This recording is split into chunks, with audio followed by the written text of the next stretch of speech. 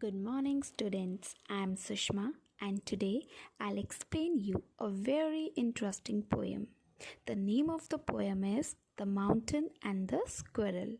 Yes, this is your lesson number 2 of Sunflower book, and this poem was written by an American poet or philosopher of mid-19th century. The name of the poet is Ralph Waldo Emerson. He has well brought out the problem of complexes in human beings in this poem. So, in the poem, the mountain and the squirrel had a quarrel, and the former called the latter a little prig.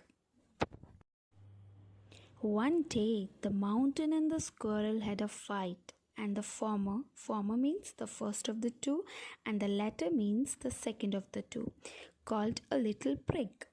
Prig means a person who behaves as if he or she is superior to others. Bun replied, "You are doubtless very big, but all sorts of things and weather must be taken in together to make up a ear and a sphere." At this, the squirrel named Bun replied that there is no doubt that you are very big, but different types of things and weather make a ear and a sphere. You know what is sphere? Sphere means any round object shaped like a ball.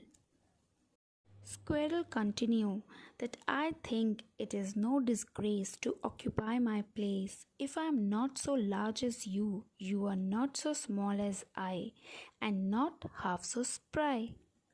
Squirrel thought that there is no shame to occupy his place on the mountain. Just as the mountain is large with a large role to play, the squirrel is small with an equal role to play. He called himself spry as he can move quickly from place to place in a way the mountain never dreamt of. At last, Squirrel continued that I'll not deny you make a very pretty squirrel track.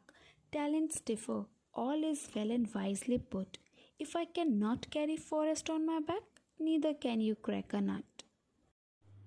The poem depicts a mountain carrying forest on its back but cannot crack a nut, whereas a squirrel that can crack a nut cannot carry forest. Therefore, none is superior or inferior in this world. Poem.